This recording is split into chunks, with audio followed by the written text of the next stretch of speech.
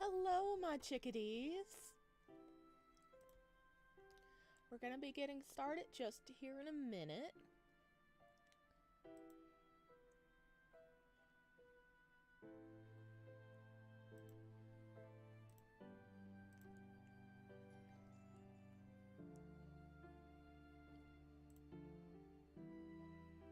How's everybody's new year? This is officially our first stream of 2024. And the regular uploads on the channel are going to go back to normal, hopefully today. Because I was waiting on an update to our model. And it's coming. Sparrow's gonna look so freaking cool. You guys are gonna love it.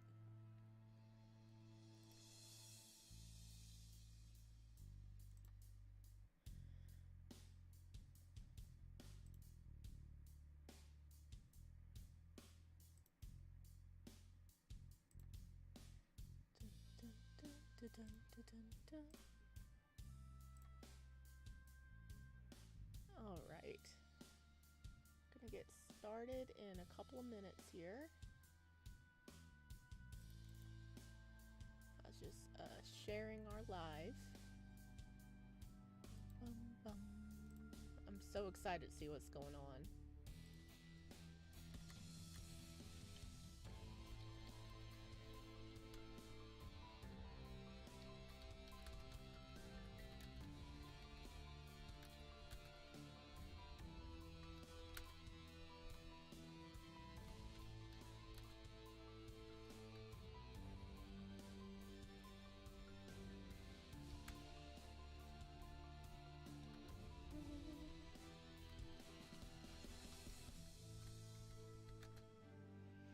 Hey, Max! Welcome!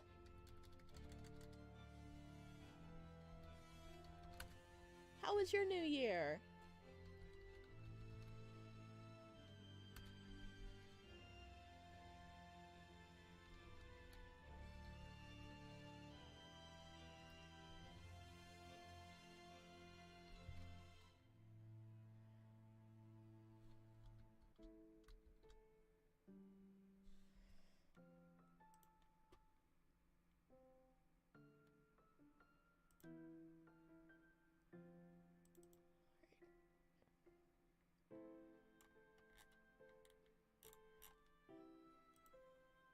My New Year was quite interesting.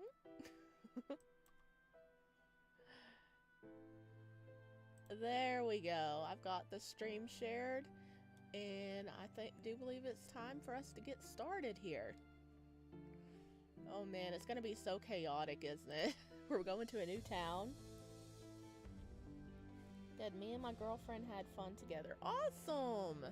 Glad to hear that.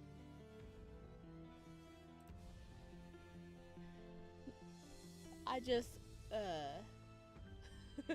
played video games in my free time, I mean. Let's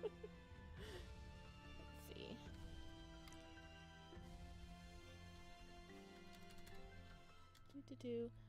We're traveling to a new town in this one to try to get help. Well, help and to hunt down, oh gosh, I already forgot his name. The guy we've been looking for, but getting help for, Soren, that's his real name.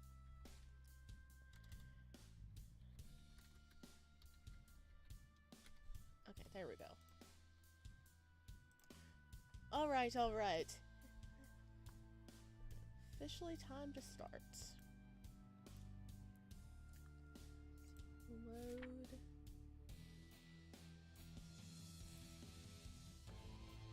You slept like a baby. Everyone else is outside stretching their legs. Ow. Our baby boy. Our first glimpse of him in the new year. Sorry. You didn't have to wait for me. I must have been really tired.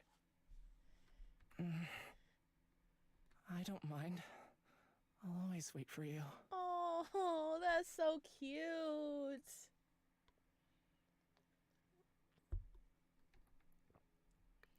He smiled widely for the first time in what felt like ages.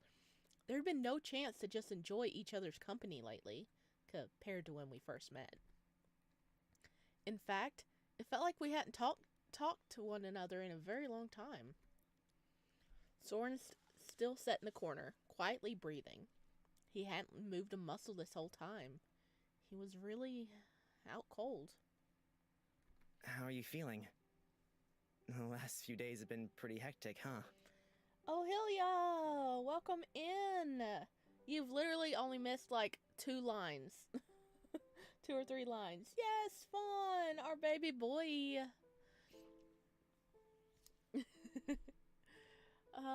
Isn't he a sight for sore eyes for the new year?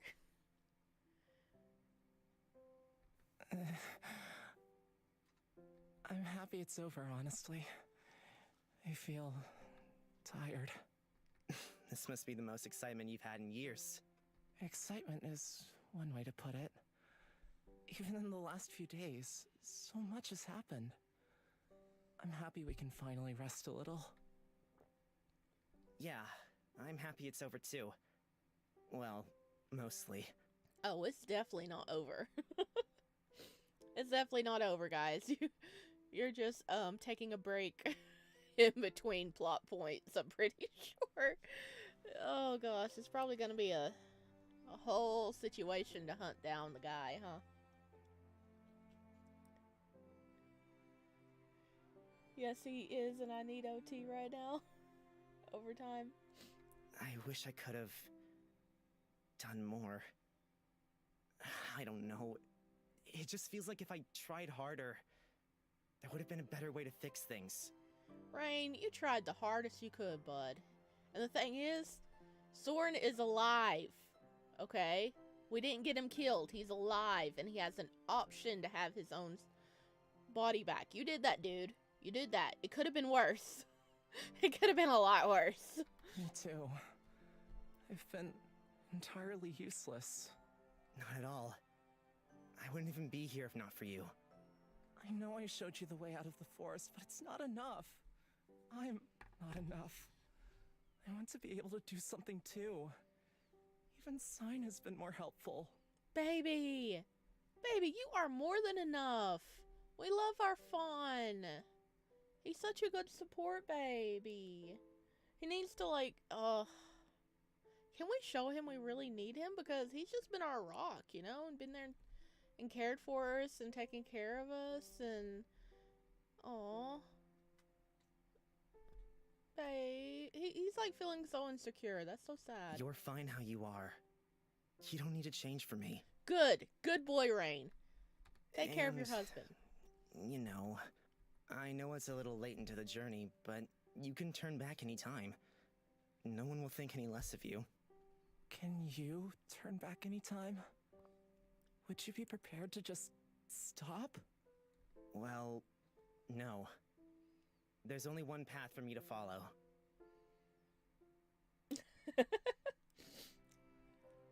Hillia's like, you're literally the reason I'm here, Fawn. What do you mean? Me too, then. I'd follow you anywhere. If you'll have me, that is. I wouldn't want it any other way. In fact, I'd probably have to come get you if you left. I don't know what I'd do without you. Aww. Yoo-hoo! Lovebirds! I hope you're not dirtying my carriage too much. Oh no. Make sure to wipe off the seats when you're done. Oh no. Sign, why? You had to interrupt this nice moment with your dirty mind, Sign. No. What? We're not doing anything. Oh, I can picture it now. Rain pinning you down to the chair, furiously undressing you. Then... Oh no. Sign. It's too early for this. Shut up! Shut up! Shut up! Shut up! We're just talking. Look at Rain. He looks like he's so oblivious, like normal. come out here and talk then. Does he think we're... Just ignore him. He wants a reaction. Okay, we're coming out. Woo, back in a forest. Man, Sign's gonna end up giving Fawn like a heart attack one of these days. We pushed open the door that led outside the carriage and stepped into the cool air. The cold washed over my skin, making me pull my clothes on tighter. An icy wind blew through the trees, rustling the leaves and chilling me down to my bones. We were already far from Moxburg. It felt freezing, like I could finally breathe. Or it felt freeing, like I could finally breathe. Ah, look who's decided to grace us with his presence. Oh yeah, we were traveling with them! Yay! If you look closely, you can see his little naked legs down here at the bottom of the screen. Because he is completely naked under that poncho. Oh, yes. I missed you. Look. Leos leaned against a tree a short distance away, his arms crossed over his chest. Sign bounced to my side, pushing Fawn out of the way. Hey! I hope you weren't having too much fun without me. I wanted to stay with you too, but someone told me to leave. You were being noisy. Boo! Was not. I just wanted to get a look. Which is why I kicked you out. Fawn's protecting Rain. Good boy. Good morning, Rain. Did you manage to sleep well? The peach-haired man approached me, a calm smile on his face. I did, thankfully. Sorry that I slept in so much, though. Well, now that we're all awake, it's time you answered our questions. I changed my mind. I want Fawn to be the bottom now. He's too cute. Oh, were you wanting him to be the top all this time? Well, he did have some top energy moments in the last couple of streams. I just posted art 5 seconds ago with the last stream. I'm excited to see it. Maybe if you ask me really nicely. Oh my god. Come on, just a little pretty please. How about you tell me and I don't put a knife through your gut? Ileron, come on. Ignore him. He's not good with mornings. He's just having fun with us. I'll answer any questions you have, if I can. Why don't we start with an introduction? My name is Varys, and this is Ilron. Varys. So he truly is the same bird as before. Yeah, can you explain how you can change into a bird, please? I'm sure you're wondering about what happened with Nox and Soren. I know that you're still worried about them. Was meeting you in Stagwish just a coincidence, or...? Well, we weren't there as a welcoming party for you, if that's what you're asking. We were stopping by for some personal business before heading to Oxabor for work. Work? I take bounties occasionally, if the job interests me enough. A demon in Oxabor? Well, that's pretty exciting, right? Oh, so he's a bounty hunter sometime. We already knew that something evil was dwelling in Oxabor, as it had for a great number of years. I'm sorry to admit it, but we did use you as kind of bait. I promise we had every intention of getting you out of there alive. Oh, the heavenly music's playing again. It only plays around Varys. Well, isn't he an angel? Right? I think we established he was an angel in the last part, right? You knew I was going to be taken? Yes, he did. We knew it would happen, just not when or how. We followed you back to Soren's mansion, and when you didn't come out, we came in after you. What happened in there must be shocking to you, but you handled it well. Many others wouldn't have been able to deal with it. What did you do to him? Is he actually a demon? I consumed his soul. It's a delicate process.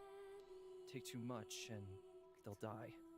To answer your other question, yes, Nox was a demon, but Soren was not. I think an explanation on what a demon truly is would help. How can you explain the color change? I don't care if you can turn into a bird, but why is your hair pink but your bird form blue? Yeah, that's a very important question there. Wait, why aren't you a pink little bird? Huh? I'm the one who says he's an angel. Matt, okay. Tell me, do you believe in the gods? I stared at the man in front of me. Do I believe? Of course. I've followed them all my life. But believing they watch over me unseen is different to believing that one stands right in front of me. Oh, he's a god, not an angel. Okay. I... do? They watch over us from above, right? At least... that's what I thought. He smiled at me. You're not exactly wrong. That's what they are meant to do. A long time ago, most of us fell from above. I think I mentioned it before, but many of the old gods died or faded away, stuck with no believers. Others took immortal forms, but found themselves nearly powerless. Wait a minute. They faded away because they didn't have believers. Is Ilron Varys' believer, and that's how Varys is still around? Am I getting heaven official blessing vibes? Many went insane, unable to deal with the loss of everything dear to them, and decided that death was the better option. Oh no. Others continued living, trying to find their new purpose. Are you telling me not a single god is left to watch over us? Not exactly. Some remain, but they're so far out of our reach. I'm not sure if we'll ever be able to rejoin them. Then a demon is... a fallen god. The two are the same, except in name and attitude. Those that choose to feast upon the souls of humans or other creatures gain considerable power, but it's looked down upon. It goes against everything we want to protect. A god that gains power through devouring souls is called a demon. That's what Nox was. Well, does that mean there's a lot of demons, or are there just a few demons? Because... many years ago, he was the god of the hunt, watching over both humans and animals alike. But he was corrupted by the greed of mankind and turned against them. I know you want to blame him for everything, but he's also a victim. The way he went about his revenge was wrong, yet I feel for him. Tortured and torn apart by the people he swore to protect. Must have been painful. Yeah, that must have been really freaking painful. Then you are also a god? But you... Man, can you guys imagine, like, a DLC following, like, God Knox, like, when he first gets injured and the people's like, oh yeah, we're gonna take care of you, and then it just keeps getting darker and darker and darker, and it ends with him turning into a demon. That would be a bleak DLC, but I would still play it. Because I want to know more about that. It sounds really sad, but I guess I'm a glutton for punishment. It pains me to have taken part of his soul. It was my first time, but it was the only way to help him. We could have just killed him and been done with it. But something about Rain's plea made me want to do more. I just hope it'll actually help. He did that to help Soren and I, despite being so against it. Honest, I'm on his side until he starts going after innocent people. Like, he couldn't have gone after criminals? Yeah. Could you imagine if he did go after criminals? That would be, like, the best protected town ever. They'd be like, it'd be like, you know, telling your, passing down, telling your kids, like, oh, if you misbehave, you'll be eaten. So, I mean, everybody would be just, like, totally calm. They'd be like, I didn't do nothing wrong. I'm safe. And then anybody that done anything wrong will be, like, sweating whenever the name goes up on the board. Like, oh, no. That would have been good. You turned from a bird into a human, right? Can all gods do that? Yes, we're getting the answers now. It takes a lot of energy, but many of us can change between our mortal and other forms. I feel like I should reintroduce myself.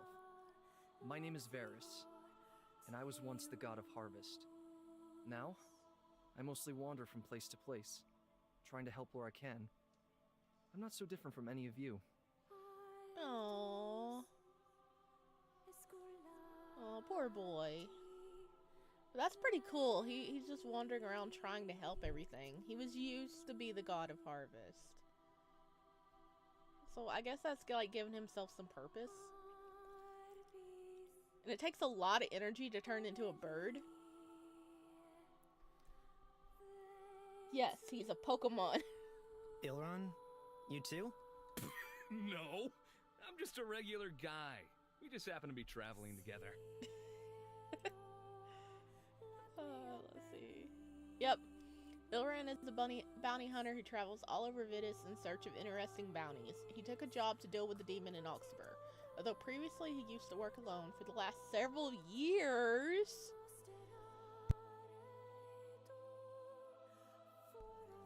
He's traveled with someone else, a wandering god named Varus.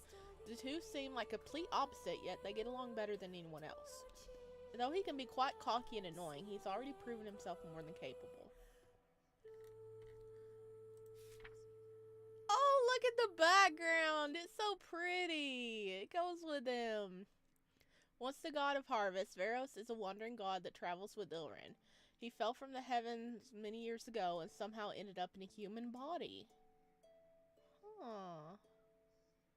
We're getting so many reveals going on. Can you harvest my feelings for Fawn and make them grow? Very valid request, Aurelia. Very valid request. We'll see if he listens. Although, god of sex or god of good looks would both suit me pretty well, huh? Oh my god. Dude, don't push it. You'll be as bad as Sign. God, if Sign was a god, that's what he'd be the god of. Oh no. Gross. Ew. Even Sign is saying ew. Oh my god. How? He even grossed out Sign. Now that is a feat. That is a feat. Oh, did you just say Veros instead of Veras? We've been corrupted. Oh no. I'm sorry. Wow, that hurts. We get along well, and I enjoy our time together. I hope that answers some of your questions. I know, it's a lot to take in. Yeah, I'm glad we finally got some answers out of these guys. He still hasn't answered why he turns into a blue bird instead of a pink bird. Oh! Oh no! Oh no, baby! Oh no! Oh, my cat tried to jump from from where my keyboard is over to this little table, and the thing on the table got caught out under him, and he fell. He wiped out. He ran out of the room. Oh no! Oh no! Are you okay? Oh no! My baby. Okay. Sign would be the god of mischief. Okay, yeah. Okay, that one suits him.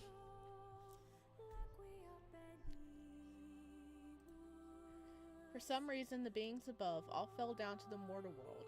Many of them died. Some of them became demons. Many years ago, the divine beings, the gods, followed in Aurelia Cavella and once all over Vidus before the Aurelian War. Wait, wasn't the Aurelian War like 500 years ago? Fell from the heaven into the earth for unknown reasons yet unknown. Some gods then died or faded away, while others took human bodies and now wander the land in search of a new meaning. He's got 8 more lives. He'll be fine. Oh no. My poor baby. Well, he's a 10-year-old cat, so...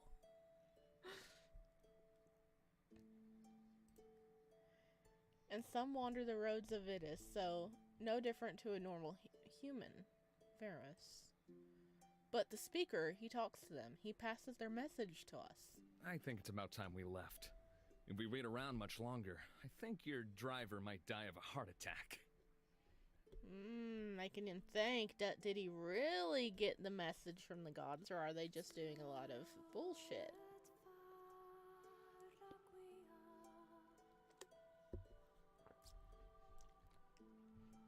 I look back towards the carriage. Half of Ether's face stuck out watching us.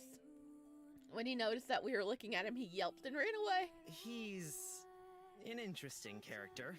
I'll go deal with him. I'll join you in the back in a moment.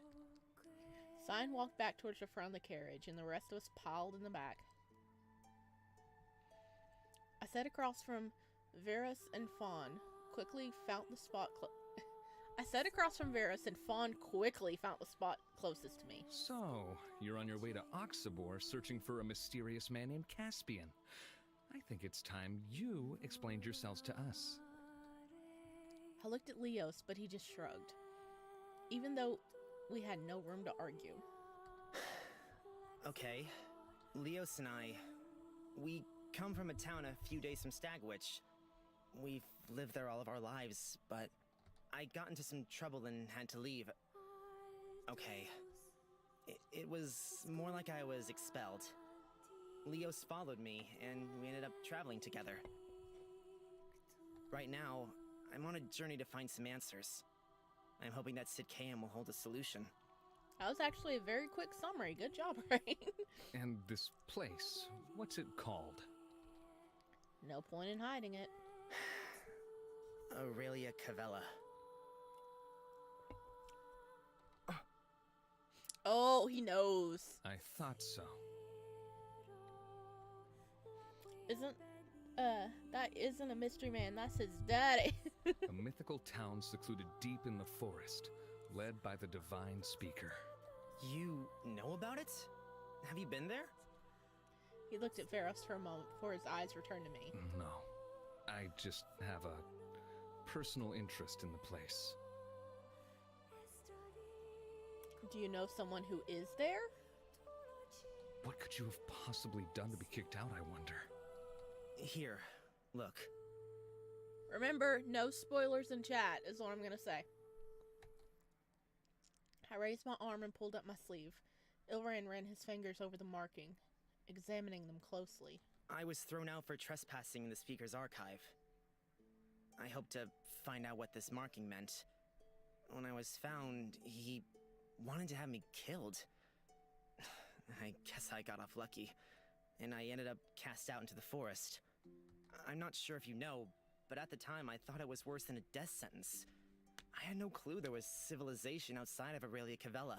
Yeah, because it was a cult, and they told you there was nothing outside. I still don't know what it says, but I think Caspian might know something about it. He's my last hope. Have you heard of him? I heard that he died. That's all I know. Oh no. I have reason to believe that he fled, and is still hiding in Sidkeum. Soren basically confirmed this for me. Okay. Well, he last heard of him like 18 years ago. Hopefully he's still alive. I'm going in blind as well, so whatever I say, take it with a grain of salt. Gotcha. Interesting. Yeah, Aurelia, you you sent me in so many loop-de-loops with Mannequin Academy. I didn't know what was real and what wasn't real anymore. Sidkeum is a vast city like no other, but I hope you'll be able to find him. Sign came in the door and set himself between Fawn and I. To Fawn's dismay. Dude! Fawn sat next to us right away, and then Sign squeezed himself in between us. Oh no. Sign! Sign! Read the language! Oh, read the room. Goodness. If I was Fawn, I would get up and, like, squeeze between them again. Be like, no, this is my spot. You go find someone else to sit next to. This familiar feeling of the carriage being pulled resumed, and we kept going on our way to Sidkeum. Yawn! Just another day or so and we'll finally be home. A day or so? Are you kidding me? Aw, were you hoping for longer? Worried you'll miss me when we part ways? More like I'm worried for your life if we're kept in an enclosed space any longer. I knew what was going on in Madam Academy. It was just fun watching with your multiple theories. Yeah, I have so many theories for that game. I'm so excited to get back to playing it when they update it. Guys, the trees, they're all completely red. What's going on? We're passing through the Amaranth Forest. The trees stay red throughout the year, which most people find a little strange. I'm used to it. Somebody better keep his cool while we pass through it. He winked at Leos, who had a look of disgust on his face. Excuse me? You think I'm not capable of keeping my cool? Why would it matter anyway? He's not wrong, you know. You better be on your best behavior. There's a legend about the Amaranth. They say that an inexplicable anger takes control of people that enter, giving them an urge to kill. The angrier you become, the more likely you are to be bewitched. Oh, Leos, it was nice knowing you.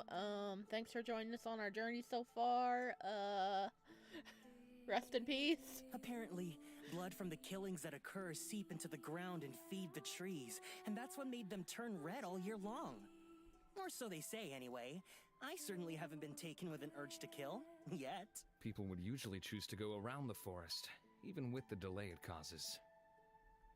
It's faster this way. I'm sure we'll be fine. The faster that Nox and Soren can get some help, the better, even despite the risks. Leos is so cute sometimes. Yes, he is. Is it actually true? Do a lot of people die here? At the very least, I can sense the lingering essence of many souls in these woods. That's not to say that the legend is true, however. That's a little scary. Without warning, Sign wrapped an arm around my shoulder, pulling me in close to him. Are you scared? Don't worry, I travel through here all the time, and I'm completely fine. Completely fine? You? Hilarious. Yeah, you're right. I'm sure it'll be fine. Get off of him. Bleh, make me. Do you really want me to come over there and... Whoa, whoa, whoa! Are you bad with instructions or just an idiot? You just got told to keep calm. I'm perfectly calm!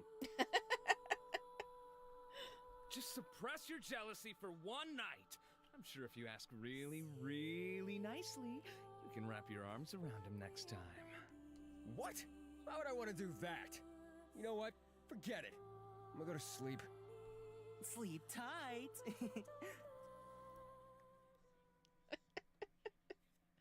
Oh, man. Oh, they're just pure chaos, aren't they?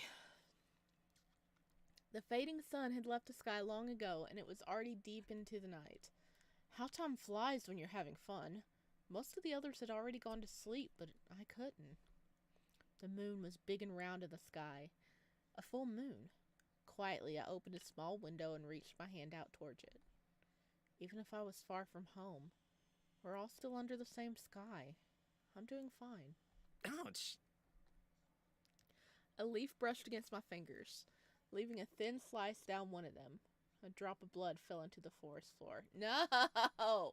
Dude! Dude! Can you not become a damsel in distress for 5 minutes? 5 minutes! Dude! Oh no. Oh no. I closed my eyes and leaned back in my seat, leaving the window open. The soft, cool breeze felt nice. He fed the forest. Is he gonna become an angry bean now? Can we just leave Leos in the carriage? Yeah, we already know he can kill us in one strike. This man is 22. He's older than me. Fawn, I know you're a bottom, but you need to say something.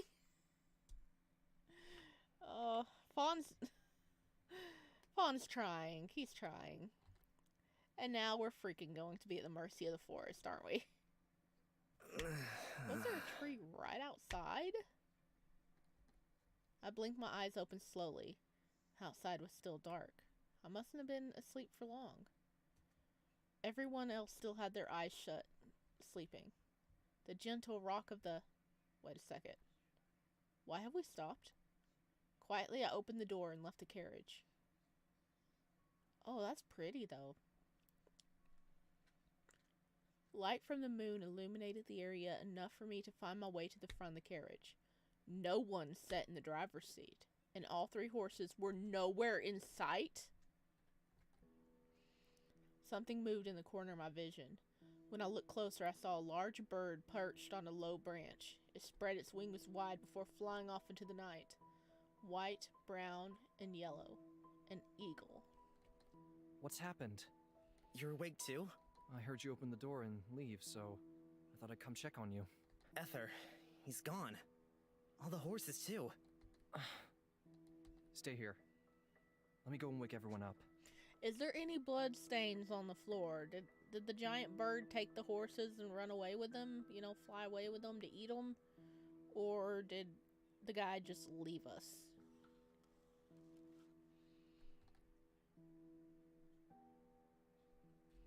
With his hand resting on the carriage, he found a way back inside and returned with the rest of the group a few moments later.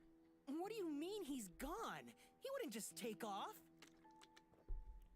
Well, it looks to me like he left us stranded out here. Not even a single horse in sight. Why would he just leave us here? I mean, he didn't like us, but is that enough to... I've known him all my life. There's no way he abandoned us. Something must have happened. Whether something happened to him or not really isn't the issue. Either way, we're still stranded out here. What do we do? No point sitting around waiting for him. I say we start walking now. Another trek through a forest. Is it far? Walking... probably a day and a half. Not impossible, but we do have luggage. Leave it to me. Elrond went back to the carriage and returned with Soren over his shoulder. Yep, that's all the luggage he's dealing with. Show off. Are you jealous, Leos? Can we not have a single night of peace with our fawn? Apparently not. We only need to cross the forest, and then we'll practically be at the gates of Sidcam. If I get too tired, one of you will have to carry me too. I wouldn't count on it. Anyway, you probably need the workout. Surprised you can stand with your scrawny little legs. No one else complains about my legs. In fact, I usually get complimented on how well they wrap around people. Oh my gosh. Are you a bottom then? Is he letting us know he's a bottom? Fawn is about had it. Sign's childhood friend got jealous Sign was getting in everyone else's pants but his. Follow me. It's still late, so I say we walk for a little and then find somewhere to set up camp for the night. Sound good? Ilran and Varys walked ahead, leading us. They walked close together, but not close enough to touch. Their relationship was truly interesting. Why they started traveling together in the first place, though, who would know? A god and a human, walking side by side as equals. Sounded possible. It's freezing tonight. It's only going to get colder. Sidcam is covered with snow for most of the year. It's like a winter wonderland. How can you survive if it's always so cold? We've adapted. We grow our food in greenhouses and make sure to dress warmly, pretty much. You'll have to try to get a hold of some winter clothes when you get there. He eyed up Leos and Fawn. You two especially. You'll turn into popsicles with that much skin exposed. I already feel like I'm turning into one. Oh, poor baby. Give him a hug to warm him up. Around us, the sounds could be heard off in the distance. Quiet enough to question if you truly heard them or if it was your imagination. Sounded like whispering, as if the trees were talking to each other. I shook my head, dismissing such thoughts. It must be the branches creaking in the wind. There was no other explanation. We continued on like this for a while, with only a few words spoken between us. All of us were frozen to the core and exhausted. Let's set up camp ahead, slightly off the road. Wouldn't want to get run over by a passing carriage in the night. Elran set Soren against a tree, and everyone collapsed into a heap in the undergrowth of the forest, surrounded by scarlet leaves and brambles. The moon still set high in the sky, giving off no signs of leaving anytime soon. It's really pretty, though. You gotta give it that. The deep scarlet of the Amaranth Forest runs through the safest road to Sidcahem, yet is normally avoided at all cost. They say that the Amaranth Forest has the power to sway those full of anger, driving them to kill, and the blood from these murders is what keeps the trees red all year round. It's unknown how much of the rumor is actually true, yet the warning is heeded by most. Let's decide watch for the night, so there's always someone awake to keep an eye out. An eye out for what? I have no clue, but I'd rather not find out. For now, I'm gonna go find some stuff to light a fire with. Leos? Need my help, do ya? Fine. Of course, he's a bottom. What else could he be? Raen, cuddle him. Yeah, Raen, please, cuddle him. Is the animals making that noise?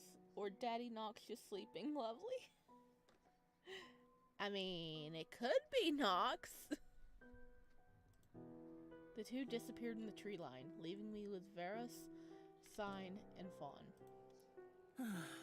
This isn't exactly where I expected to be staying the night. How will I survive sleeping like this? Dude, you'll survive. You'll survive, pampered princess. Oh, Fawn! You must be used to this kind of thing, right? What? He had himself a full home, buddy. You know, being a forest dweller, This must feel like home to you. He's gonna end up just getting clocked across the face by Fawn one of these days, okay? He frowned and looked away. Aw, you're no fun. It's so cold. How will I even live through the night? If only I had someone to keep me warm. Sign, why don't you go cuddle with our bird boy over there? He's probably kind of chilly as well. You can sit close to me if you need to. Rain, no. Bad boy. You're making Fawn jealous. Fawn? Huh? Yes, Rain? He smiled sweetly at me, though I just heard him click his tongue, but I thought I just heard him click his tongue, but I guess not. You have 2 arms, okay? You can pull Fawn into your other side. My Rain is such a sweet, kind boy. You should be careful, you know. If you run into the wrong kind of person, you could get taken advantage of. Don't you worry. I'll keep an eye out for you. Thanks. I've always been told I'm a little bit of a dope, but I'm trying to stop trusting people so easily. Fawn isn't liking this. Sign leaned into me, snuggling up close. You 3 seem like an interesting trio. I'm surprised you all get along so well. They don't. Get along well? Is that what you think? Well, He was so quiet up till now, I almost forgot he was there. I want to talk to him properly soon. I almost feel like I have to learn more about him. It's important. Since we have a lot of time on our hands, I wanted to ask, can you tell me more about Sidcaeum? What's it like? Imagine a vast city of marble and gold, with pools of water that freeze over during the cold months. Imagine a scene of tall, peaked roofs against the backdrop of snowy mountains. it's beautiful. Especially when snow lines every walkway and kids are out building snowmen. Have you seen it? I forgot to mention that when I'm not in this form, I can see just fine. I'm sorry if I confused you. Aww. He can see when he's a bird. Aww. No wonder he turns into a little bird. He can see everything. That's really sweet, though, that he is able to see in one way. I lost my sight in exchange for this human body. A large price, but nothing when compared to the alternative. I've had the last few hundred years to get used to it, anyway. Oh, wow. As a bird you can see? Why wouldn't you keep that form all the time then? I don't know. I can do more to help while I'm like this, but I think half the reason is that I enjoy being able to talk with Ilron. I've definitely spent more time in this form since we met. You two seem really close. How long ago did you meet? Must have been around 7 years ago now, and he was only 19. Was he as much of a handful as he is now? No, he was much worse. Oh, no. He was much worse. Dude, did you tame him or something?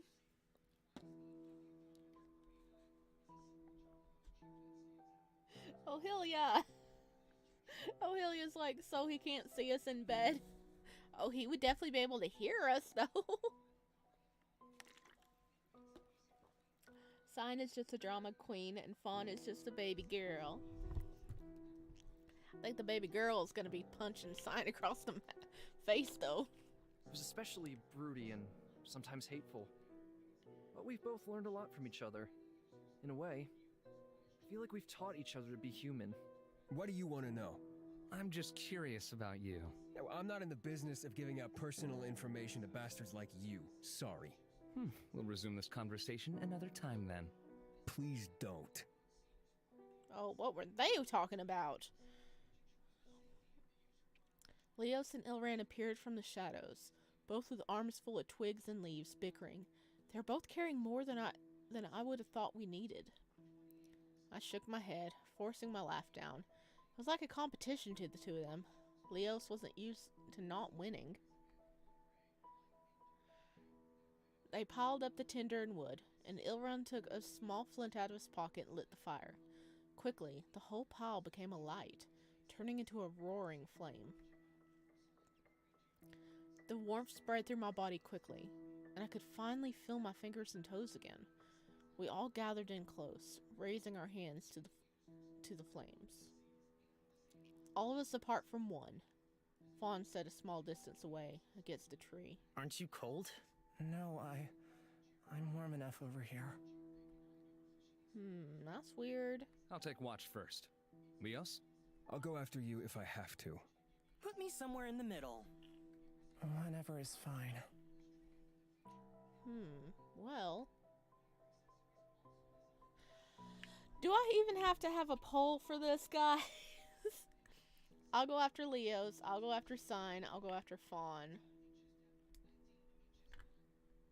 Fawn's jacket is literally big enough for two. Yeah, but he's not wrapping it around himself. He's like... But yeah, we could cuddle up with him. Let's see. I think they mean when will we do have watch. Because Ilron's gonna go first, and then Leos, and then, Sign wants to go in the middle. And then Fawn said whatever, so Fawn would be like the fourth.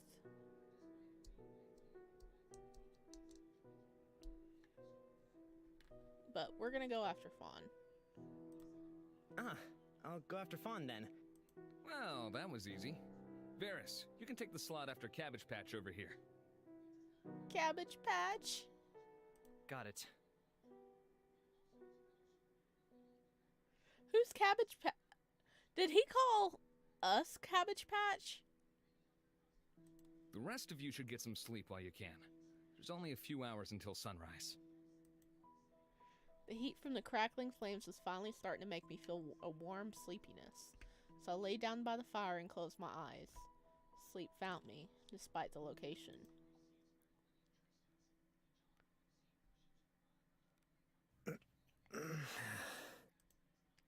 It was quiet. Completely, utterly quiet. Not just the camp where most of the others were still curled up fast asleep.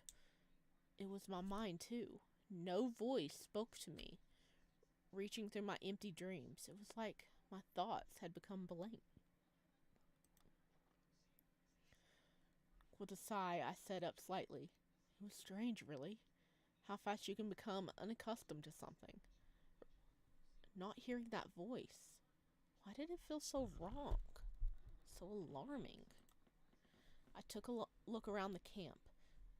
Ilron was asleep, not far from me, so I guess his shift must have ended. I didn't think I'd be able to get back to sleep yet, so I might as well get up and stretch my legs.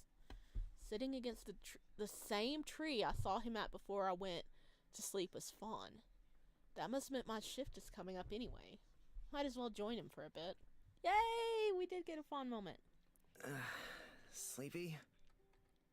He looked at me from the ground with tired eyes. Maybe a little, if I'm honest. A short walk like that wouldn't usually tire me out, but... Combined with all the other stuff, it's not surprising that you're worn out. It must be close to my shift now. I just happened to wake up. I was going to come wake you soon. I thought I'd let you sleep a little longer.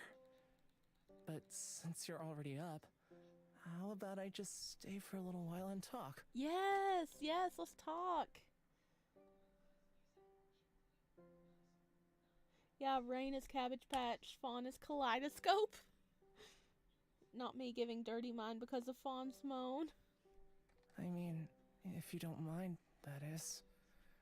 We don't get many chances to chat, just the two of us. I missed it too. Spending the days wandering the forest, collecting food, and talking without a care in the world. How can it both feel like it happened long ago and just the other day? I like that. Do you want to stretch your legs for a bit? We could take a short walk. I reached out my hand towards him and pulled him up to stand beside me. My hand lingered on his for a moment before he pulled away. We shouldn't stray too far, but that sounds nice. We walked around the camp's perimeter, our shoulders brushing against each other on occasion. It felt comfortable, secure, like it was only natural to walk side by side. Rain, you're really brave, you know that?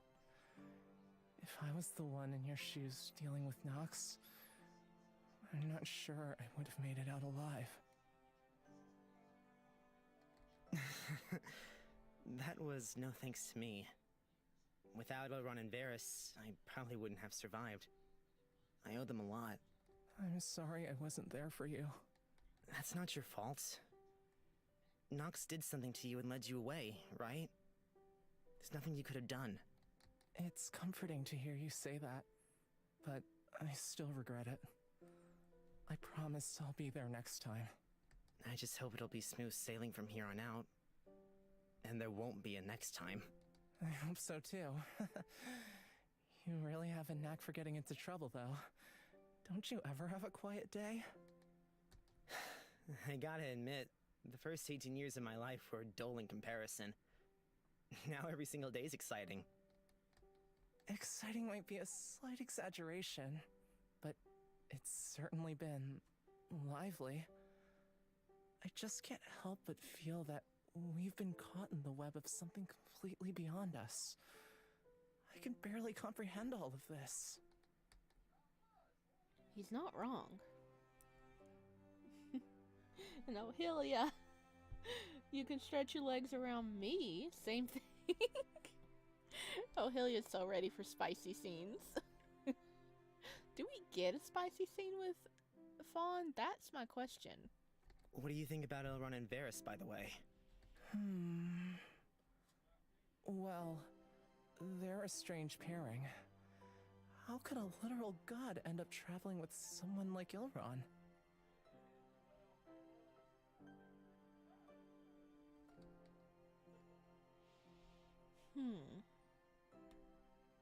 Elrond seems strong and capable, but also kind of like he holds a lot of secrets.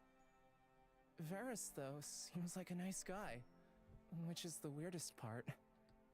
I think I like him, and he feels kind of like meeting an old friend, but he doesn't exactly feel godly, right? I do believe him, though. My family followed a god. I'm a follower too, but thinking that most of them are wandering around similar to Varys, I wonder, was there anyone around to ever hear my prayers? I find it difficult to believe too. I'm not sure how much I've mentioned about the speaker, but he's meant to talk with the gods, to listen to their requests and pass on their judgments to us. Has he been lying this whole time? I don't know. That is a very good question. Fawn likes anyone who won't hit on Raen. He lifted his arms above his head, stretching. His stomach poked out a little more than usual. His body was toned and strong, but different to Leos's. Softer. I was overtaken by a sudden and inexplicable urge to feel it. He wants to feel that belly. He yawned, and I used the chance to poke his stomach. Ah, it's firm. I should have known. What are you doing? Oh, sorry. Your stomach is just so cute. I had to poke it. It's so firm. I want to touch it more. Well, if you really want to. Am I interrupting? Yes, you are. I'm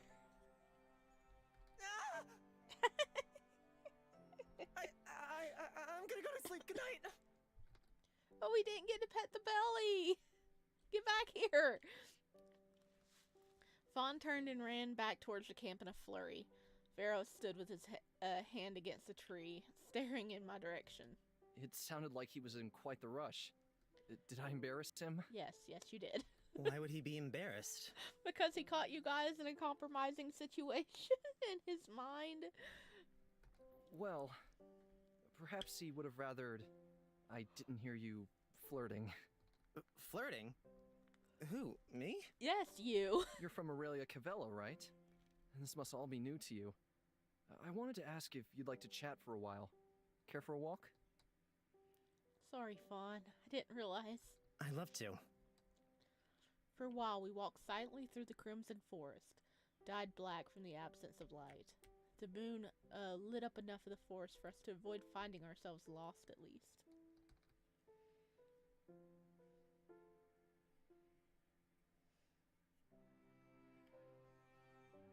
Every now and then, I heard the whispers of something far off in the distance, a soft buzzing of sounds that almost sounded like words, but they were unreachable. No matter how I strained my ears, they wouldn't reveal their meanings to me. Do you hear it too? I do. What is it? Insects? Animals? Even I'm not certain. But I have a theory. I believe that long ago, a god inhabited and protected this land.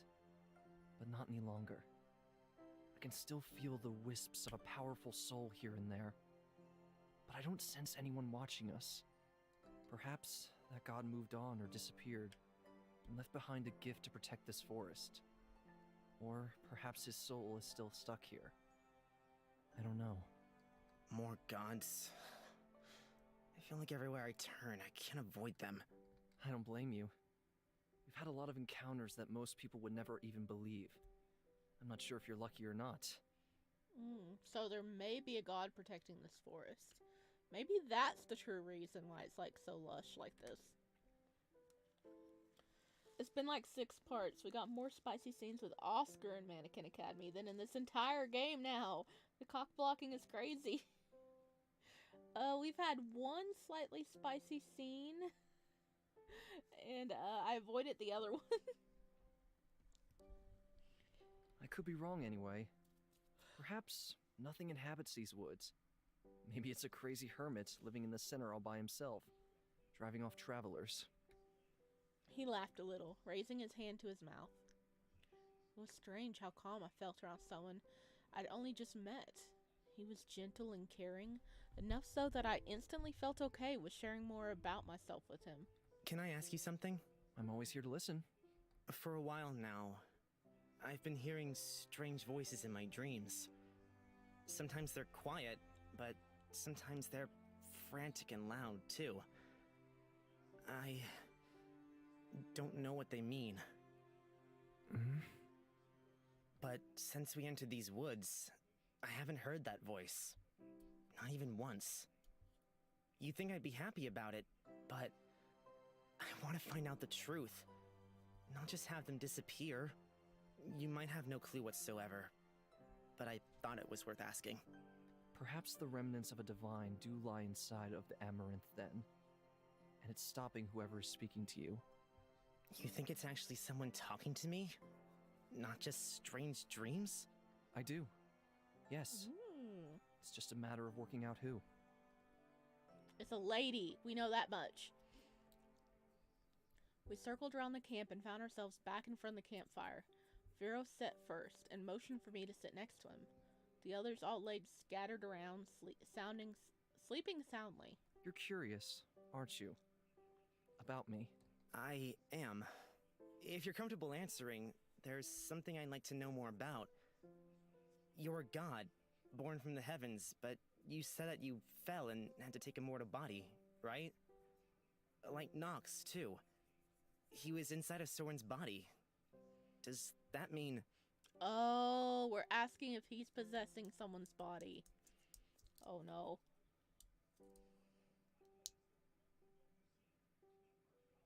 No. This body wasn't originally mine. The consequences must be dire for a god to take a human body. Nox was an exception, since the two existed within a single body. But normally the only way a god can take a human form is to enter a body at the exact second the original soul leaves. Oh, so he took over the body as this guy died. That's really sad. What happened to the original body? Like, what happened to the original soul? That's really sad. He died really young. So, they have to die. Then Your body. That's right. When I was on my last legs, and I thought my only option would be to fade away, I was offered the body of a dying infant. The parents were both believers of mine. Whoa, he took over as an infant, so he's literally been in this body longer than well, he took over the body as an infant. Wow. They prayed and prayed to me to save their child, but there was nothing I could do. Nothing I tried could save him, and it was a decision that weighed on me heavily, to take that body. But the parents, my parents, rejoiced. They named me Varus, after the god that saved their child. I grew up as a human, on a farm far away from here. My life was simple and happy. Aww. A human family? Where are they now? They're long dead. This was 500 years ago. Oh, dang. My guy got a restarted life. He did, but that's really sweet, though. He was able to give them a child to take care of, and he was able to actually experience, like, human life and have a fun childhood, but that was 500 years ago. I'm sorry to hear that. Don't be. They may be gone now, but they still live on inside of me. I'll never forget the warmth that they gave me. I never told them the truth, not even on their deathbeds. I hope I did a good enough job at being their son. It sounds to me like you were always meant to be their son. Thank you, Raen. Growing up as a human gave me an insight that I never had before. Not in my life as a god, or my life before that. For that, I'll be forever grateful.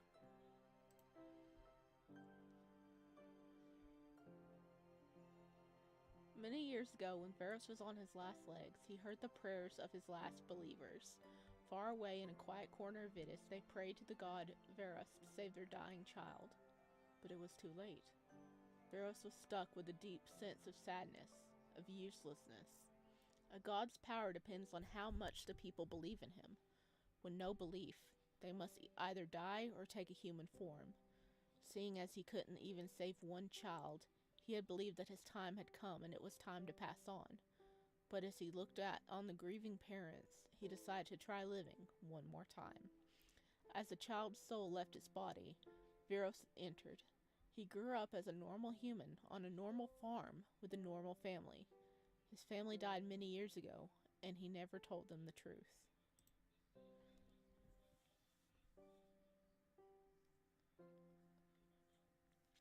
Just imagine him faking how to learn to walk, talk, and stand, but in reality, a girl man in a baby's body. Well, I actually see it, like, as I've read, like, a lot of fics. I kind of see it like that body, you'd have to develop the muscles in that body. So he probably did have to learn how to, like, walk in that body as the muscles were developing. But, like, mentally, he knew how to do everything. It's pretty cool. I think that's the difference between Nox and I. He didn't get the chance to experience human warmth, so he never connected with mankind. He was thrown into a world of violence and deception, tortured for simply existing. I can't imagine how I would have turned out if that was my first experience with humans. It's difficult to blame him for what he did. Perhaps some of them truly did deserve to die, but he involved far too many innocents. It wasn't his place to judge them. I can't forgive him, but he's also a victim in this, right? That's right. A victim of circumstance. He never chose the life of a god. Anyway, I've kept you far too long. For now, go rest. We have a long journey ahead of us tomorrow. Will you be okay by yourself? Of course. I've somehow managed to survive these last few hundred years, so I think I can manage an hour or so. I stood from my place beside Veros after saying goodnight and found a spot a little further from the fire. Silent sleep found me almost instantly upon shutting my eyes.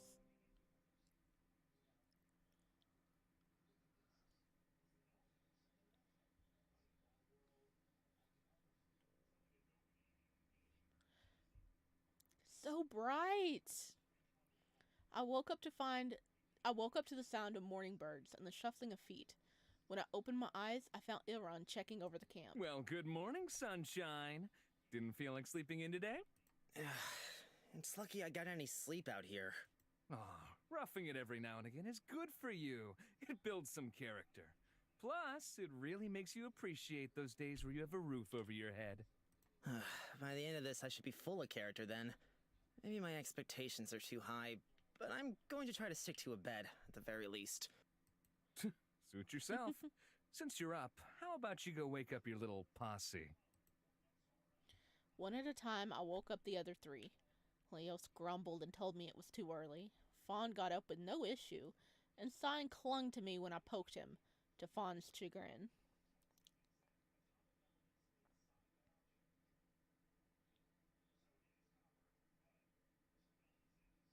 What did I have to do with Fix? Come on, spill the tea. I didn't read Fix pertaining to this. I've just read, like, a lot of, like, transmigration stories and novels and stuff. I kind of have this thing where I refuse to read, like, fan fiction about something until I complete the series because I don't want to spoil myself. But I'll try to, like, share some of them with you guys. Some of the Fix. Because there's some good ones out there.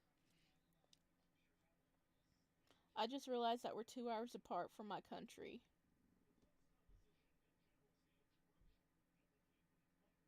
Oh, you mean, like, I'm 2 hours away, away from you? It is 3:16 here. You mean like Scumvillain? Exactly like Scumvillain. I love Scumvillain so much. I'm actually in the middle of reading a Scumvillain fanfic right now. And mourning the loss of season 2 because I don't think we're ever gonna get season 2. But, okay. Focus on the game. Maybe I should have a stream where we can just talk about Dawn May. Because, my goodness. Okay, we got off track.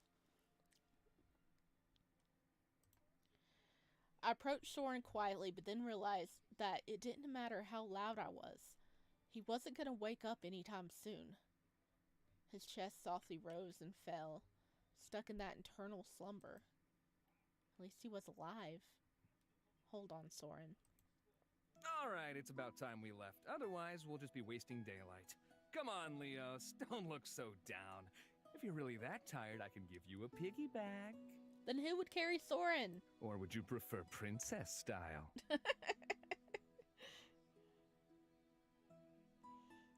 I'm 5 hours ahead, and it's a good thing because I have a lot to do before 6. Wait.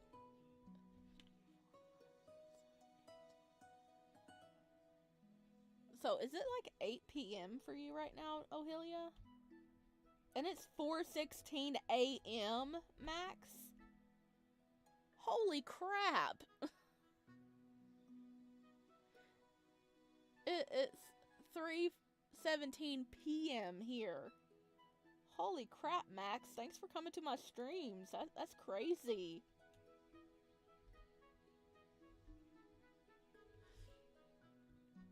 When do you sleep?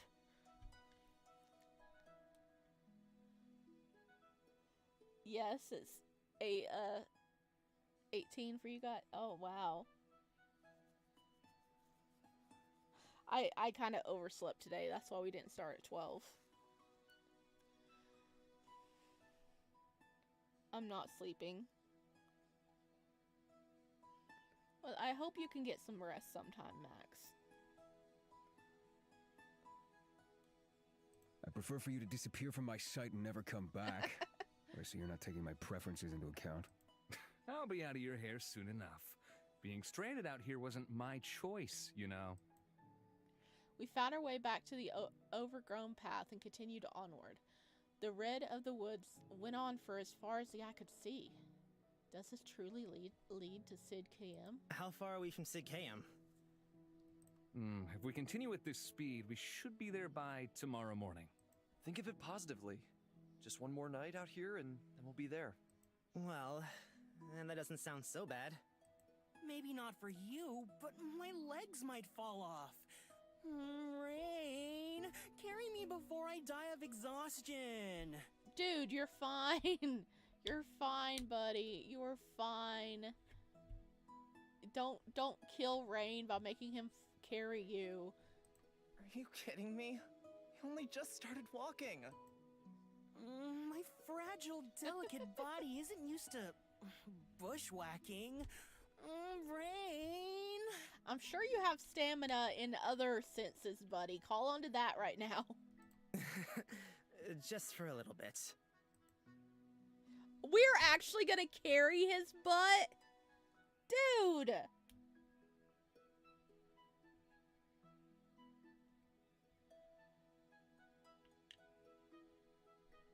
Oh, poor baby Synaculus. Oh, I didn't Are read those that. short legs tired? So we picked him up on our back? Nah, it's my ass from the pounding Rain gave it last night. What? How dare you insinuate that? Dude, drop him right now. Drop him right now. What? Oh my. Drop him. Leo's mouth was a perfect circle at Sign's statement. Sign? You shouldn't lie like that. You're right. I'm fine even after. Sign? Fine. Yes, it's my short little legs that are tired. Sadly, the fucking was only in my dreams. Oh god. Oh god, we should have dropped him on his tail right then and there. Not in front of Fawn. No, not in front of any of them. Did you see Veros? It looked like Veros himself, innocence was taken from him.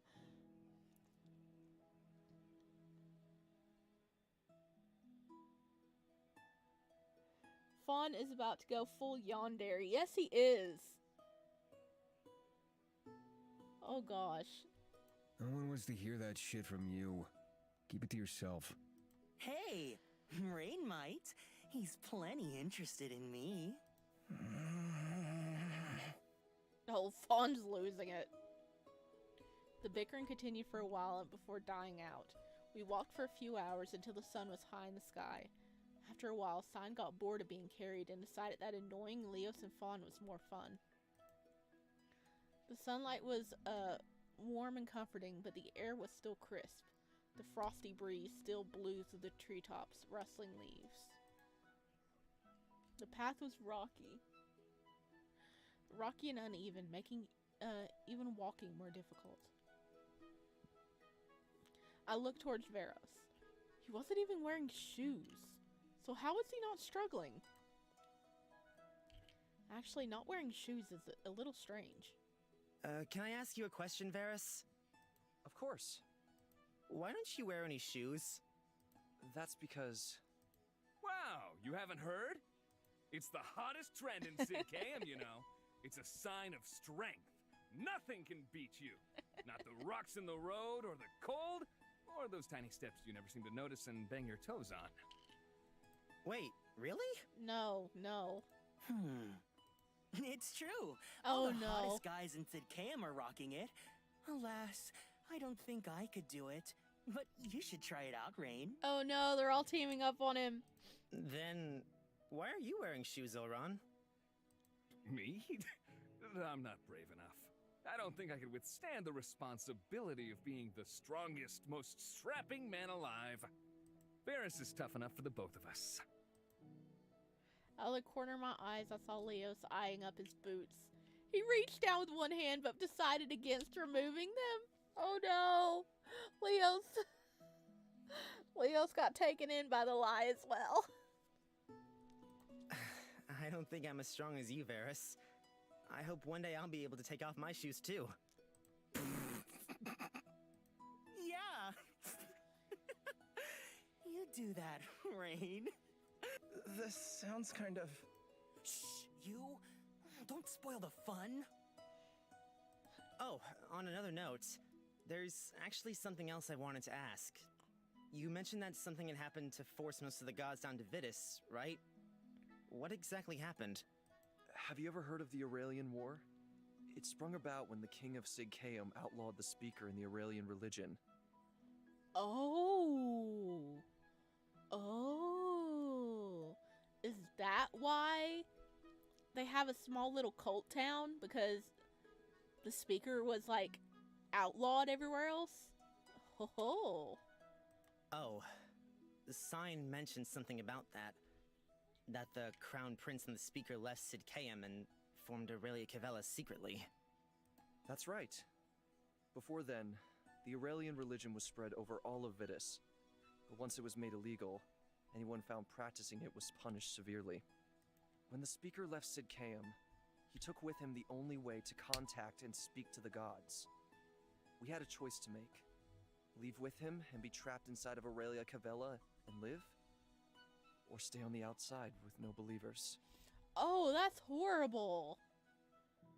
He took with him the only way to contact and speak to the gods. They either had to go with him and be trapped, or stay on the outside with no believers, which is like death. As you know, having no believers means death. Most of us went. Some of us decided to risk it and stay to watch over Vidus. With no followers, we lost our power and fell to the mortal realm, taking bodies where we could find them, or choosing to die.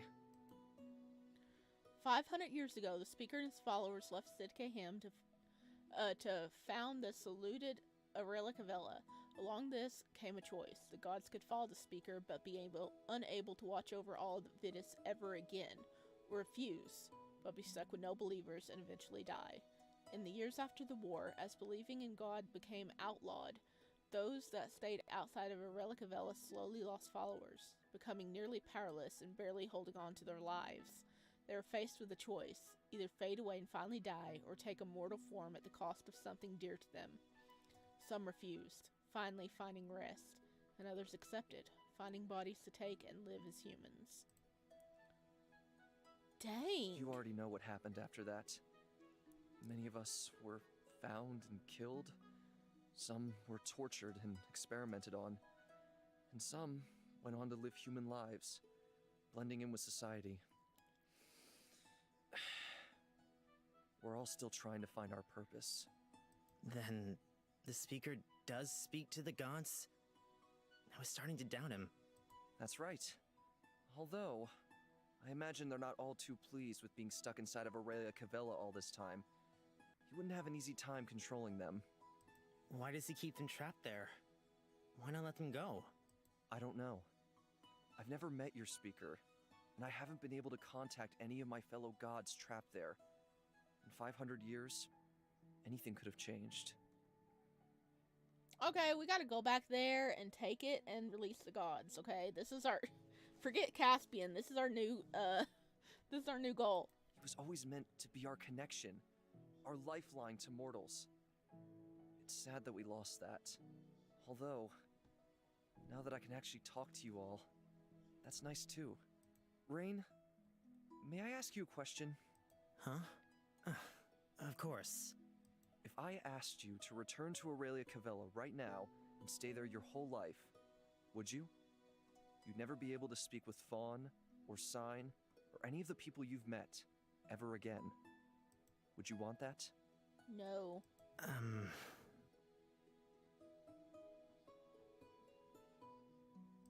I never felt trapped, you know? We didn't know any better, but now... If I was asked to return now, aware of everything going on, out of my reach, I wouldn't be able to. He smiled at me again. That's right. I'm sure that's how they feel too. They've been cut off from everything they loved, everything they watched over. If I were them, I would be making my anger known. How? Simple things. Making the wind blow just a little bit less, the soil less fertile. Things that, over time, would force people to act. That's... Not so different to what it's been like for the last few years. The gods are unhappy. We need to go after your dad's ex-lover, right? Yes. Okay, I want to get this straight. You're saying that a bunch of gods are trapped inside Aurelia Cavella, desperate to escape, and are trying to make our lives a living hell. It's the only way for their voices to be heard. What stops everyone from believing in them out here? Well, some remain, secretly worshipping their favored god, but not many. My family, once upon a time, we worshipped a god too. But my parents always told us to never speak to anyone about it. What god did your family worship? We don't. In Sid Cam, it's practically suicide to follow any gods, both socially and literally. The speaker is truly what he says he is after all. Then my fate has to be correct, right? I was starting to think that maybe what he told me wasn't true. That my judgment was actually a lie. That I could amount to something. But that doesn't matter. Gods, people just like Varus, are stuck in there against their will. And the speaker knows this. He knows, but he leaves them trapped. Was it the god of fire? It might have been. It honestly might have been. I don't like the look in your eyes. Don't try to get involved with something that has nothing to do with you. Does it have nothing to do with me at this point? I want to help them. Maybe somehow we'd be able to. Take one step at a time, Raen. It's admirable, but you should try to solve your own mysteries. Freeing them will be no easy feat, even if we somehow manage to find Aurelia Cavella. I don't know how you'd go about letting them out. I know exactly where it is, though. That's not the problem. It's surrounded by an unnatural mist that serves to keep out strangers. I came across that too. I was following the river, and then found myself back at my house in a daze. I had no memory of it. Then, even... returning home one day will be impossible? Nothing is impossible, but just focus on one thing at a time, or you'll find yourself tripping up. You need to find Caspian, right? That's right. That's step one. Then, we'll work out the rest as we go. That's right. Oh, look at the baby bird! From the branch of a tree, a small yellow bird flew out and landed on Varus' shoulder. In an instant, Fawn was at his side. You know, one of the best things about having a human body? I can be the one doing the petting. He reached up and gently stroked the bird's head and beak, and it tweeted happily. It's a little sad, though. The older I became and the more I grew up, the less people around me wanted to be pet. Aw, I'm sure if you asked nicely, lots of people would gladly let you pet them. Oh, you should try asking Ilron. Me? Oh, Varus, would you be kind enough to give me a pat on the head? Of course. He reached up and smoothed down Elren's messy hair. What about you, Raen? Fawn? You too? We both lowered our heads, and Vaughn's gently patted our heads. If I had to guess what I'd be doing today, being pet by a god would have been on my first idea. Oh, that's actually really cute. He missed being able to, like, pet. So I was like, okay, we're all gonna let you just pet our heads. How that? Well, technically, this dude is, like, at least 500 years older than all of y'all. And even older than that, so we are like babies to him. Leos? Yeah, no thanks. Would you rather Raen do it? What? No, of course not. Well, I mean, unless he wants to. Look at that blush. He wants to be pet by Raen. Come on, Leos, you do. Don't be shy. Ooh, me too. I want a pat. Fawn glanced at me, then back to the ground a couple of times, trying to get my attention. Do you want one too, Fawn? Yes. Oh. I could practically see his tail wagging happily. He was like a little puppy. You know, you act like an obnoxious prick, but you're pretty whipped around this guy, huh? What do you owe him? The irony of that coming from you is hilarious. Oh, no, Leos, you got it wrong. I know what's up with them. They're married.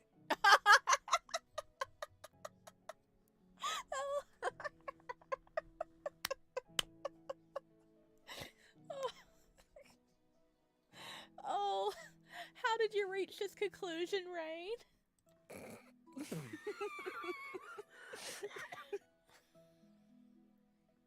What? You're badly mistaken. We're friends, just friends. Rain, you're very sweet, but the two of us, yes, we're just friends. Seriously, a god and a human? Oh, that would be an accident waiting to happen, right? He watched Veros out of the corner of his eye. Oh, but you want to be with him. You want to be with him. Look, he's blushing. He's blushing a little bit. You want to be with him. That's right. It would never work. And do I look like the type to settle down and get married? Don't be stupid. You're right. Sorry.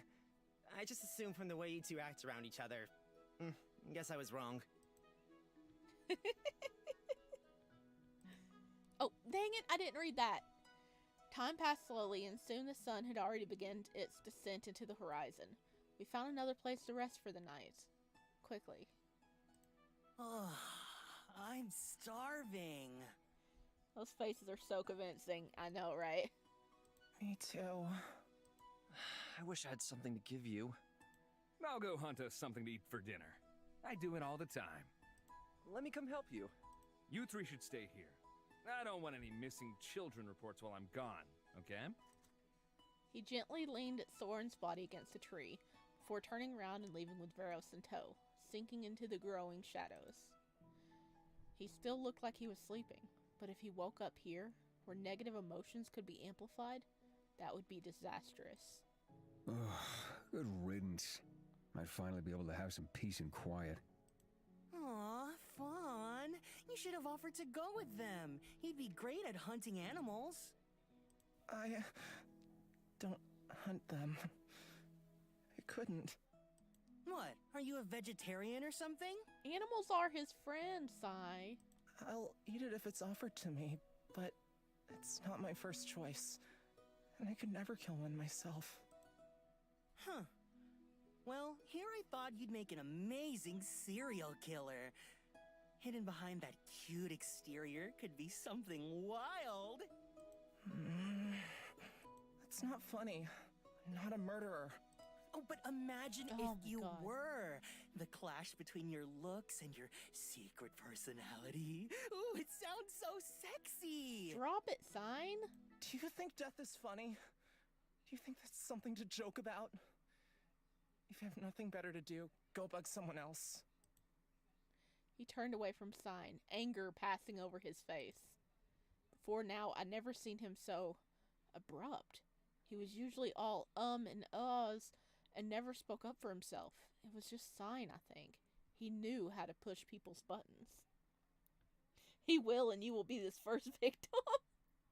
Fine, fine. I can tell when I'm not wanted. Rain, you'll talk to me, right? No. Of course. Oh. Whatever you want. I'm gonna get some fresh air. Without giving us time to object, he disappeared into the trees. I'll go find him. I moved to stand, but Sign pushed out a hand in front of me. Let me. I'll go find him. No. Oh. Well, okay. If you really want to. And we never see Sign again. He is murdered. He rushed off in the direction that Fawn went, a smile on his face. Dude, why are you smiling? You upset him, and now you're running after him with a smile. You're gonna push him. You're gonna push him a little too far, Sign.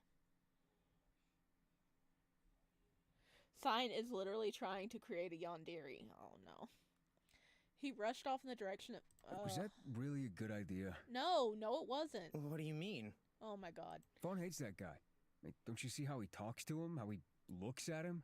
He wants nothing more than for him to disappear. I'm not convinced yet, but if the legends about this place are true, they're the last two you should be leaving alone together. Don't be stupid. Sign would never hurt Fawn. I'm sure of it. He's worried about the other way around, Rain. That's not what I meant. Daddy's bringing home the bacon! Ilran and Varus appeared again, one holding a couple of rabbits and the other with an armful of wood and kindling. There's something really disturbing about you calling yourself Daddy. Where'd the twerps go? Didn't I tell you guys to stay put? Fawn went for some fresh air, and Sign went to get him. Some fresh air whilst we're outside, right. Well, the smell of the food should bring them back pretty quickly. I looked back out in the direction the two of them went. A few moments ago, while Ilran lit the fire and began preparing the meat. You think Fawn would hurt him? There's no way. He couldn't even harm a fly. I'm not so sure. Out of the darkness, Sign sped into the camp, panting. I jumped to my feet and caught him in my arms before he could collapse. What's wrong? Are you okay? He's insane. He's a maniac. He's going to... He wants to... Slow down and explain it to me properly. I just wanted to tease him a little, you know? But he went ballistic. Do you really think this is the time or place to be working someone up? I didn't think he was actually taking it personally. I just wanted to have some fun. Oh, Sign, you're so freaking stupid. Ugh. Ugh. You know, he's a lot tougher than he looks. He just bottles it up when he's angry. Sorry, there are two missing children and one is about to be murdered. I thought he was weak at first, but he's proved that he can hold his own. I wouldn't mess with him personally. Ilran stood from his spot, leaving the food unprepared. He turned and spoke quietly to Varus for a moment. I'll go get him. We don't want him getting lost. Fun! A swirl of blue whirled into the camp, straight towards us. He pulled the knife out of the rabbit's back and held it in front of him. Oh no! Oh frickin' no! Sign! Sign! You frickin' idiot! Why did you...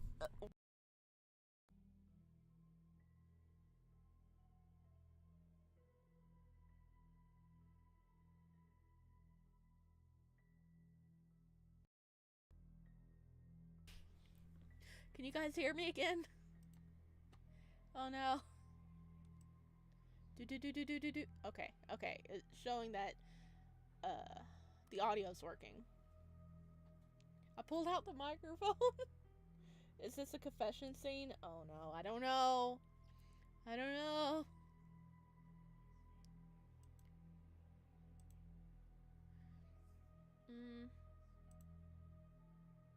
Oh, we get pitch. Oh gosh, he is mad. Look at that. He is freaking mad.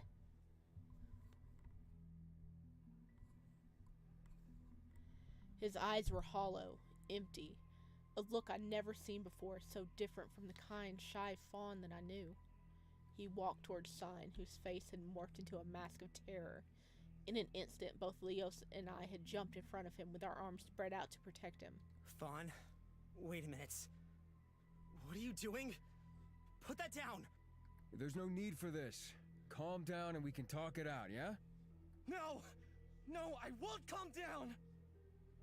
He deserves everything that's coming to him! I'll kill him right here! His blood could so get to the roots around us and feed the trees! He'll die here! Stop! That's not how you really feel. You're letting it get to you! Try to calm down, okay? We can work this out without any violence or bloodshed. His face became angrier and angrier, and the campfire flames became wilder, echoing his emotions. Ilran whispered to Varus again, who turned towards Fawn. Fawn, please put that down. Sign means you no harm, and you don't want to hurt him. Fawn took a few steps towards us, towards Sign. He yelped and sunk back farther, terrified. Ever since you first turned up, I knew you were trouble. You only want to take Rain away and hurt him. You don't care about him, or any of us. Only yourself. You're a narcissistic, useless, spoiled brat who wants to dirty everything he sees. The only way you'd be useful is 6 feet under the ground, feeding the earth! Dang! Dang, child! Oh, wow! No. I'm... Shut up! Don't you dare speak to me! You have no right! The fire sprung to life, spreading menacing shadows all around us. Illirin waved at Leos from behind Fawn. He nodded towards him and motioned to grab him on the count of 3. 1, 2, 3. They all sprung on him. Get off of me! I said, get off! Or I'll hurt you too! Even with both Illirin and Leos pinning him to the ground, Fawn struggled and tossed around, close to breaking loose. Rain, there's a bottle in my back pocket. Quick, get it and pour it down his throat. What? Now! There's no time for you to be indecisive! I quickly dug around in Illirin's back pocket and found a single vial of an unknown substance. Fawn thrashed around, screaming and cursing. I'm so sorry, Fawn. I hope this will help. I knelt down beside him, forced his mouth open, and poured the contents in. His eyes were filled with loathing, and seeing them directed at me, it hurt. Only a moment later, his head lolled to the side, and he stopped fighting against us. Well, he's a lot stronger than I expected. Lucky I got some help with that one. His chest rose and fell softly, and his face finally cleared of its angry expression. He was sleeping like an angel. You wouldn't guess it from a small frame, but he packs a serious punch. Sign still stood, stuck in place, looking at the unconscious Fawn. Don't let it get to you. The Amaranth grab onto people that are full of anger and easily swayed. And both of those things apply to Fawn. He wasn't himself. Of course. I know that. I can't believe that just happened. Can a forest influence someone that much? Is it truly the work of some lingering god? The disconnect between the Fawn I knew and the Fawn I just saw was too much. What did I give to him? It's just a sleeping decoction. He'll be out cold for a while, but it's not harmful. He probably needs the time to cool off. I gently picked him up and moved him closer to the fire, so he wouldn't be cold during the night. His hair was wild, filled with leaves and dirt from the scuffle. I pulled out what I could and turned back to the group. At least there'll be no need to keep watch tonight. What? Why? The only 2 dangerous people in the group are out cold. And I don't think any of us are up for a fight after seeing that. Tonight, we just rest. The rest of the night held little talk. Elrond and Varys kept to themselves. Sign refused to speak, and Leos nodded off early into the night. I tossed and turned, unable to find sleep. There was just too much to think about, and I was worried about Fawn. Eventually, sleep found me, and I was whisked away into another silent, empty dream. Dang! Dang! Just a hunch, but I felt like Sign isn't going to be messing with him again. Exactly. I feel like Sign finally got a wake-up call, so maybe, like, he'll, like, think before he speaks a little bit more now. What if we find out that we've been in a different section of the forest where there's no demon and it was just Fawn having enough? Do you notice the flame was reacting with Fawn? And flames have, like, he's been, like, worried about flames before, and the flame was reacting with him. So does he have powers of over the flame, or is it possible that maybe Fawn is a god, too?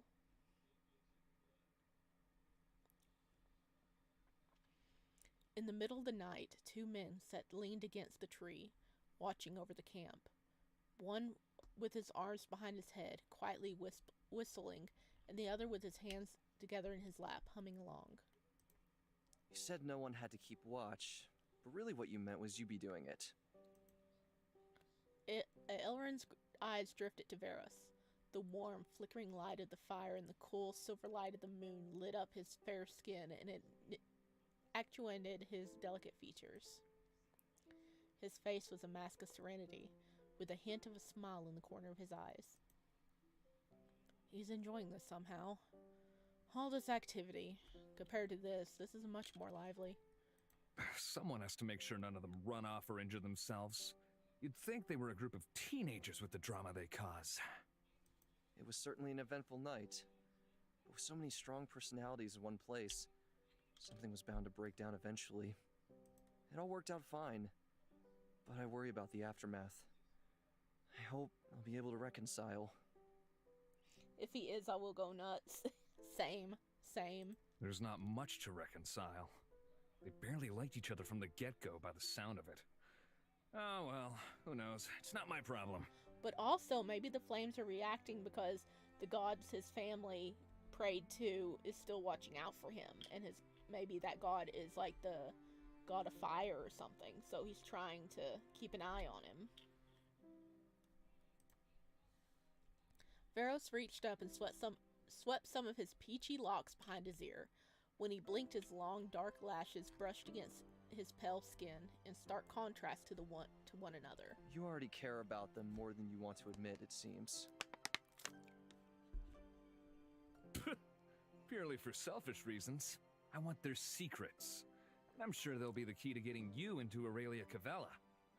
For now, we'll play it quiet and help them with Soren. Later, we get what we want from them. Wait, he wants to go into Aurelia Cavella? Is he wanting to go in there to try to free the other gods, or does he want to go in there and join them? You make it sound very methodical, but I don't disagree. You should get some sleep. I'm fine keeping an eye out myself. I'd rather stay here with you, actually. And I'm not tired, but I feel like I should be. Honestly, even now, I can still feel Nox's energy coursing through my body, from the top of my head all the way to my toes. It feels wrong. There's something I wanted to ask you about. If you don't want to talk about it, that's fine too, and I'll respect that. It's something I already had an inkling about, but I could never find the right time to bring it up. When Nox mentioned what he'd gone through, you said that something similar happened to you. I don't want to overstep any boundaries, but... No, it's fine. You know I'll share anything with you. It was a long time ago now. My body still feels it as if it were yesterday. I was staying by the Cape of Snowdon, in the city of Lasmere, several years after my parents passed away. Have you heard of Lasmere? A little. They used to be known for their research into medicine, if I remember correctly. They were always at the forefront in that field. So, he went through some trauma too, did he? Maybe they were trying to get the powers of the fire god and succeeded, however it was too powerful, and Fawn ended up killing and burning everything down. That's a good theory. Pharaoh smiled softly, sadly. Yes, that's right. The king of Sidcaeum commissioned the local lord to do this research after the Aurelian War, to show people that they needn't hold any faith in the gods, just science and technology. After my parents passed, I thought I could pass on the knowledge that they left with me and help to make the world a better place. So, I traveled to Lasmere and spent a few years teaching and healing. It was peaceful for a time. It seems that the peace can never last for people like us, though. Someone accused me of being a witch, and I was immediately detained within Lasmere's dungeon. Things they did in there were horrific, to say the least. They may have made progress in medicine by leaps and bounds, but at what cost? I wonder just how much they learned from my pain. Oh, dang. Dang, so they went ham on him in the dungeon because they thought he was a witch. I didn't know. Why didn't you try to escape? I I would have. I wanted to. But I learned of the other prisoners. They weren't like me. They weren't gods or demons or witches or any of the other things humans are so quick to fear. They were normal people. Some of them were children of the detainees or orphans with no home to return to. Oh no. And he stayed for them. I never saw their faces, but I heard their screams and pleas. I felt their souls screaming out for a savior. I can't even begin to explain how much pain I went through. But hearing their screams, the screams of the children begging for their parents, was worse. I couldn't just leave them there. No one else would have helped them. When I escaped, I made sure that research facility would never be able to be used again. The Lord didn't live much longer, and anyone that dared to touch any of those prisoners also met unfortunate ends. Oh ho ho. He stayed to take care of the other prisoners, and when he made sure that they were all safe, he wreaked havoc on the building. It was like, this building is going to dust, and he took care of everybody that was, like, causing the pain. Wow. Vengeful God. Good for him. It's not something I'm proud of, but it's not something I regret either. Yet his body was completely immaculate. If he was anything but a god, he'd be covered in scars. Instead, they hide where my eyes can't find them, hidden below layers of composure. Varys. What do you think? It doesn't make me much better than Nox, does it? I might justify it to myself. But does the reason for murder make the act condonable? Don't compare yourself to him. The two of you are nothing alike. That was all Nox knew. He killed for revenge, for pleasure, for fun. There's a difference between that and protecting innocent lives. Yeah. Like, he didn't kill for pleasure. He did kill a bit for revenge for the ones that were causing the pain, but he did it to protect the other prisoners and prevent something from happening again. And since then, he's just been trying to help people. You were totally different, bud. Maybe I'm not the best judge. I have plenty of blood on my hands myself. But I wouldn't have done anything different if I was in your shoes. Thank you, Ilron. I wasn't looking for validation or sympathy, but I'm happy that you'll still accept me, flaws and all. You know, you've grown a lot since we first met. I was a reckless, hot-headed kid back then. It's kind of embarrassing, really. I'd rather forget it. You were brash, but it was endearing in its own way. The you from back then wouldn't have accepted me so easily. It's thanks to you, you know. If you weren't there... You would have been fine either way. You have a good head on your shoulders, and a stout heart. Even once I'm gone, you'll be alright. What do you mean, once you're gone? Varys' serene expression slipped for a moment, before melding into a soft, comfortable smile. One he always did when he wanted to put someone at ease. You know, I'd help you even if it took a whole lifetime. I'd go anywhere for you. Do anything you needed me to. I wouldn't ask that of you, but I appreciate the sentiment. You have your own life to live outside of me. I've already taken 7 years from you, which is unforgivable. That's right. This can't last forever. He doesn't want it to either. To him, my life will pass by in the blink of an eye. Of course. I think we're getting closer anyway, so you'll have to deal with me for a little bit longer. Varys giggled softly, placing his hand on Erlen's shoulder and squeezing. I think I can do that. The two continued watching over the camp for a few more hours before falling asleep side by side. Oi. Raen. Wake up. Oh, that doesn't... You sound a little worried there, buddy. Oh, goodness. I ship them! I ship those two! It's not, so he doesn't want, he knows, he doesn't want to wait to, take time away from him. He wants him to be able to just live as a human and have more in his life than just him. So he's going to leave him soon. He feels like he stole 7 years of his life just being with him. That's really sad. Ilron's just like, I would give you my entire life and stay with you all this time. Oh. Fawn! Check on Fawn!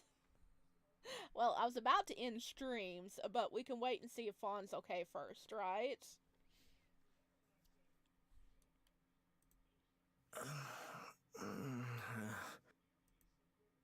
I sat up from where I slept and stretched out my shoulders. The firm, icy forest floor wasn't doing much for my poor back. It's not like you to be up first. Up first? I barely slept. Not that I want to be picky or anything, but this isn't exactly the most luxurious place we've had the pleasure of staying at. I'm not sure any of the other places we stayed have been particularly luxurious. I mean, Soren's mansion was amazing, but... Yeah, I know what you mean. Anyway, it's about time we got moving. Ilron and Varys just went to scout around. Fawn's still out cold, and Sign, he's been sitting over there by himself. He hasn't said a word to me this morning. That's... very unlike him. He still seems pretty shaken about what happened. Hey, why don't you go and try talking to him? Okay, so Fawn's okay. Fawn's, knocked out still. Oh, right, and I think we can leave here, right? Because if I keep going with the next part, we're going to be streaming for several more hours. So, oh my gosh, a lot happened. Fawn finally snapped. I've been predicting it for a while, but he snapped. Sounds like Sign is actually thinking about things now. Good. Oh, goodness. That was a busy stream. Goodness. Oh, wow. That was a lot to process, too. It's like, so they want to get back into Aurelia Cavella because the trapped god's there. Like, how do you free the gods? I mean, I think it's because, the Divine Speaker has the only way to communicate with the gods. So if you take whatever he has, maybe they can, let the gods leave the city? Is that going to be like the end of the game? Like going back and stealing it? I hope so. We were all waiting for it. Yeah, we were all waiting for him to snap. And he snapped. He snapped. Took 2 people to hold him down. Oh, hello, Nova Star. Hello, I stumbled upon the stream. Do you recommend the game? Yeah, I recommend this game. We're about to end this episode, but if you want to check it out, on my channel, under the live area, I have all of our playthrough of the game up there so far, so you can go back and see a little bit more about it. It's really fun so far, and there's a lot of different paths and things to happen. So yeah, I recommend it. Ilron and Varos is my go-to ship after Raen and Fawn. Yeah, I ship them. Poor... is he really gonna leave him? Huh. I have so many questions. And I actually really want to play the other 2 games, the spin-off games to this one too. And I'm like, nope, you gotta finish this one first.